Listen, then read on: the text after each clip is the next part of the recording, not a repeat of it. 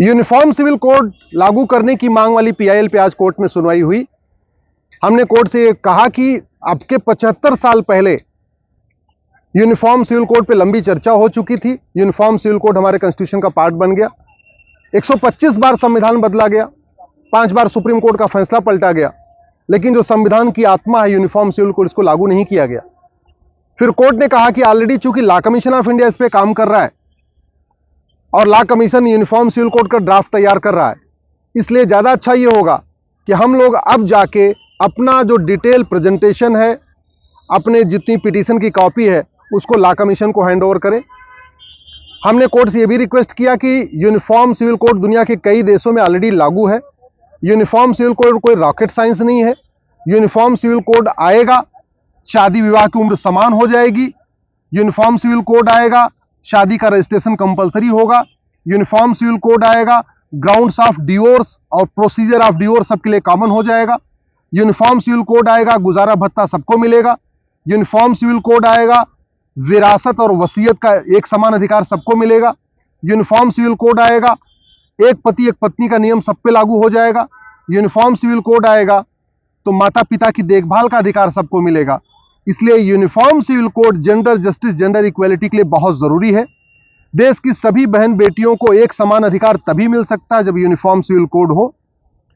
तो पूरी बहस सुनने के बाद कोर्ट ने कहा कि अब चूंकि already law commission of India एक रिपोर्ट तैयार कर रहा है, इसलिए अब इस पे कोर्ट में सुनवाई की जरूरत नहीं है, बल्कि हम सभी जितने भी याचिकाकर्ता हैं, टोटल 7 याचिकाकर्ता हैं, मेरे साथ अभिनव बेरी हैं, अंबर जैदी हैं, निगहत अब्बास हैं, फिरोज बख्त अहमद हैं, दानिश इकबाल हैं, हम सभी याचिकाकर्ताओं को कोर्ट ने कहा है कि अब आप जाइए लॉ कमीशन को, अपना पूरा प्रेजेंटेशन दीजिए। अगर आपने कोई ड्राफ्ट बनाया है तो ड्राफ्ट भी हैंड ओवर करें। तो अब हम ऑर्डर की कॉपी लेके लॉ कमीशन के पास जाएंगे और लॉ कमीशन से रिक्वेस्ट करेंगे कि वो अमेरिका का यूसीसी देख ले, फ्रांस का यूसीसी देख ले, ब्रिटेन का यूसीसी देख ले, सिंगापुर का यूसीसी देख ले और सारे यूसीसी को देख के एक कॉमन सिविल कोड बनाए। हम ये भी रिक्वेस्ट करेंगे लॉ कमीशन ऑफ इंडिया से, इसका नाम यूनिफॉर्म सिविल कोड नहीं होना चाहिए, इसका नाम होना चाहिए भारतीय नागरिक संहिता। जैसे भारतीय दंड संहिता है, भारतीय साक्ष्य संहिता है, वैसे इसका नाम भारतीय नागरिक संहिता होनी चाहिए। और इस भारतीय नागरिक संहिता में चैप्टर वाइज इसमें एक एक करके सारे चैप्टर हो। Chapter 1 age of marriage, chapter number 2 registration of marriage, chapter number 3 grounds of divorce, chapter number 4 procedure of divorce, chapter number 5 maintenance alimony यानी गुजारा भत्ता, चैप्टर नंबर 6 एडॉप्शन बच्चा गोद लेने का अधिकार, चैप्टर नंबर 7 भरण पोषण का अधिकार, चैप्टर नंबर 8 विरासत का अधिकार, चैप्टर नंबर 9 वसीयत का अधिकार, चैप्टर नंबर 10 माता पिता की देखभाल का अधिकार और चैप्टर नंबर 11 हम दो हमारे दो, यानी सब के लिए हम दो हमारे दो अनिवार्य हो। हम लॉ कमीशन से ये भी रिक्वेस्ट करेंगे कि इसमें आप दंड का भी प्रावधान रखिए, क्योंकि अगर यूनिफॉर्म सिविल कोड बना और उसको न मानने वालों को सजा नहीं मिलेगी तो हो सकता है बहुत लोग इसको न माने।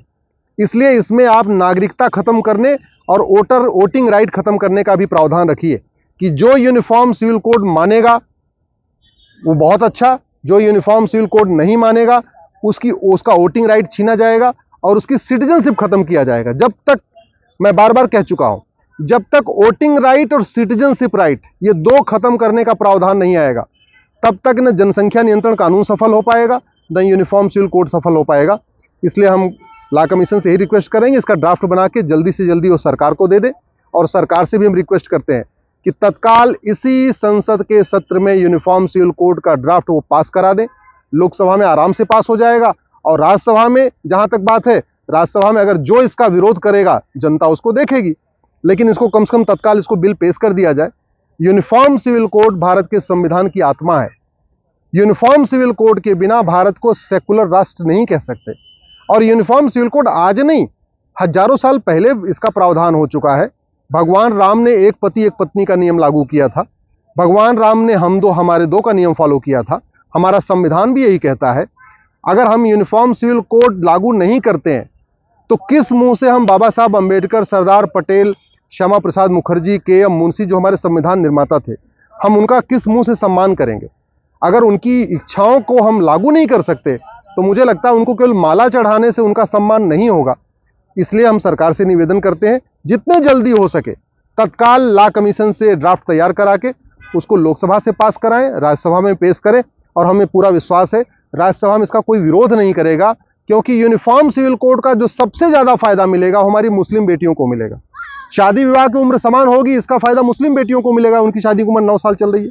शादी का रजिस्ट्रेशन कंपलसरी हो जाएगा, इसका फायदा मुस्लिम बेटियों को होगा, क्योंकि सबसे कम शादी का रजिस्ट्रेशन मुस्लिम बेटियों का होता है। तलाक लेने का तरीका सबका एक हो जाएगा, तलाके हसन, तलाके बाइन, तलाके किराया खत्म हो जाएगा, इसका फायदा मुस्लिम बेटियों को होगा। गुजारा भत्ता सबको मिलेगा, इसका फायदा भी मुस्लिम बेटियों को होगा। हलाला बैन हो जाएगा, इसका फायदा मुस्लिम बेटियों को होगा। मुताह और मिस्यार बैन हो जाएगा, इसका फायदा भी मुस्लिम बेटियों को होगा। शरिया कोर्ट जो पूरे देश में खुली हुई है वो बैन हो जाएंगी, इसका फायदा भी मुस्लिम बेटियों को होगा। तहर्रुस बैन हो जाएगा। तो ये जो कुरीतियां चल रही हैं, और ये जो कुरीतियां, ये भारत की कुरीतियां नहीं है, ये अरब की कुरीतियां हैं। दुर्भाग्यवश अरब की कुरीति अरब में बैन हो चुकी है। अरब की कुरीति दुनिया के कई इस्लामिक देशों में बैन हो चुकी है, लेकिन अरब की कुरीति भारत में चल रही है। इसलिए हम जब यूनिफॉर्म सिविल कोड आएगा तो ये सारी कुरीतियां खत्म होंगी। देश की सभी बेटियों को, हिंदू बेटी, मुस्लिम बेटी, पारसी बेटी, ईसाई बेटी, सभी बेटियों को एक समान अधिकार मिलेगा।